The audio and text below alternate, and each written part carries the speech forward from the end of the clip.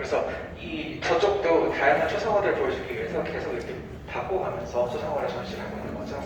그런 점을 고려하시고 보시면 조금 편안할 것 같습니다. 그리고 이쪽에는 지금 여러 가지 보실 수 있는 포인트들이 있는데, 이 초상화를 보실 때는 언제나 복식을 집중해서 보시는 경우들이 많더라고요. 왜냐하면 얼굴은 남의 얼굴이다 보니까 상대적으로 관심이 덜 가지시고, 복식은 정보가 많습니다.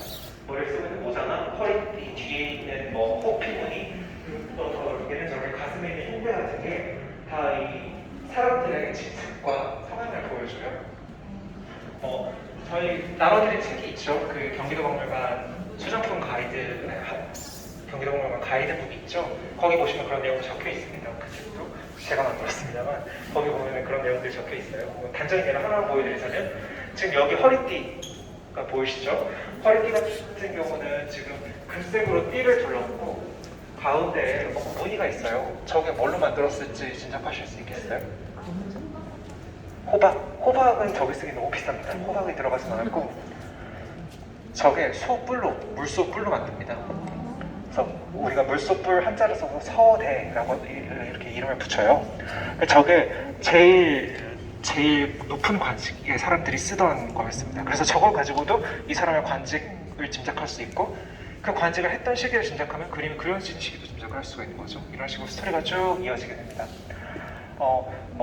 책에도 설명이 나왔습니다만 서대가 제일 높은 품기에 있고, 그 다음에는 금대, 삽금대, 금대는 금으로 만들었는데 안에 무늬가 들어있는 거, 그리고 금으로 만들었는데 무늬가 없는 거, 은으로 만든 거, 점점점 이렇게 내려가게 됩니다. 대구는 빛으로 만든 대를 쓰고 이런 것들이 다 정해져 있어요. 다 격식에 맞춰 있습니다. 네, 벽이 높다고 생각했던 것 같아요. 밑에 있는 이런 초상화 함들이 초상화가 집안에서 보관되어 있는 쓰던 함들이고요.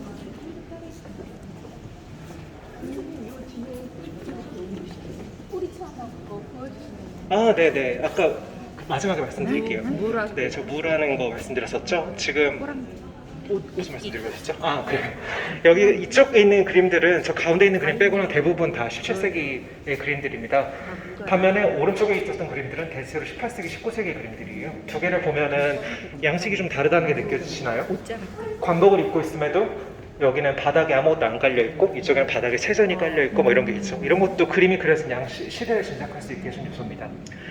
이 왼쪽 그림 아래에 깔려있는 저런 채전, 무늬가 있는 카페트는 사실 우리나라에서 쓰던 건 아니었어요. 근데 중국에서 해오던 것들이 쭉 이어 내려오고 있었는데 1700년대, 1800년도로 넘어가는 그 시점쯤에 왕이 명령을 합니다. 너무 화려하다. 우리의 풍습에 맞지 않다. 초상화에 그리지 말아라. 그래서 그 뒤로 그려진 초상화는 저런 식으로 바닥이 없거나 아니면 강화도에서 만드는 화문석을 깝니다. 이런 식으로 시대를 알려줄 수 있는 포인트들이 있고, 여기 허리띠 같은 경우도 아까 말했던 금태가 둘러져 있고 가운데에는 저건 이제 저희가 무늬가 없는 거라고 봐요. 그래서 저런 걸 소금대 이렇게 부릅니다. 네, 가운데가 비어있는 금대라는 뜻이에요. 다른 말로는 저 가운데 빨간색 무늬가 학의 머리 같다고 해서 학정대라고 부르기도 합니다. 저것 같은 경우는 이품의 관리가 착용하던 그런 품대였어요. 저 가운데 흉배도 마찬가지로 이품의 흉배고, 종이품이요. 네, 정이품은 소금대라고 해가지고 삽금대라고 해가지고 무늬가 있는 금대를 씁니다. 아마 이 중에 또 있을 거예요.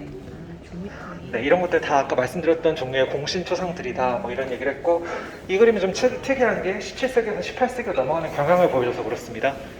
자, 채전은 없어졌는데 화문석이 좀 화려하죠.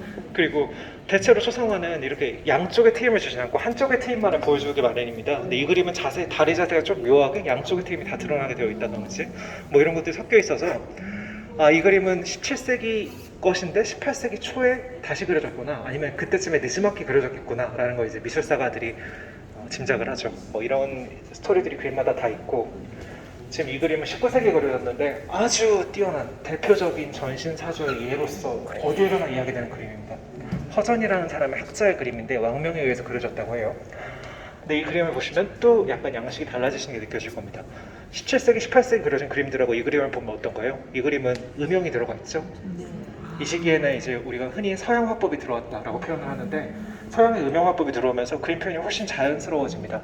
그리고 얼굴도 옛날처럼 선을 긋고 오악이라고 말하죠. 얼굴의 높은 바닥 부분을 강조해가지고 붉은색을 칠하는 저런 표현 방식이 아니라 아주 세밀하게 음역이 드러나서 부드럽게 얼굴이 흘러가는 이런 표현들로 바뀌어가죠.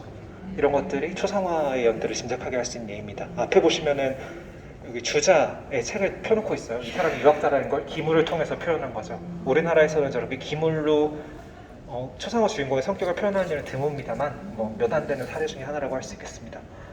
이것들 다 나머지들은 공신초상이라고 말씀드렸잖아요. 공신 책봉할 때 초상화만 내려주는 게 아닙니다. 제일 중요한 건 공신 책봉 교서죠. 네, 네가 공신이다, 이 사람이 공신이다 해가지고 이렇게 왕명에 따라서 교서를 쭉 만들어줍니다. 그럼 이 집안에서는 이거에 따라서 초상화를 그리기도 하고 초상화를 그려서 같이 오기도 합니다. 이 이중로라는 사람 같은 경우는 공신의 제격이 2등, 3등에 책봉되어 있나요? 그래서 밑에 보시면 이중로라는 이름 자체를 찾으실 수가 있어요. 2등이 있네요. 2등 위에서 오른쪽에서 두 번째에 보시면 이중로 있죠. 네. 이것들을 다 내려가지고 가문에 내려주었고 가문 대대로 이걸 초상화와 같이 보존을 하면서 제사 때 꺼내서 보고 이런 일들이 있었던 거죠. 네. 공신을 책봉할 때 공신의 그 한 역할에 따라 가지고 등급을 나눕니다. 보통 3등급을 나누고요. 1등 공신, 2등 공신, 3등 공신을 나눠서 그 사람들마다 포상이 다릅니다. 녹을 얼마를 주고 이런 것들이 다르게 정해져 있어요. 네, 흥미로운 이야기들이 있는데 이따 패널을 읽어보셔도 좋고 마지막으로 그것만 보여드릴게요. 저기 아까 말씀드렸죠.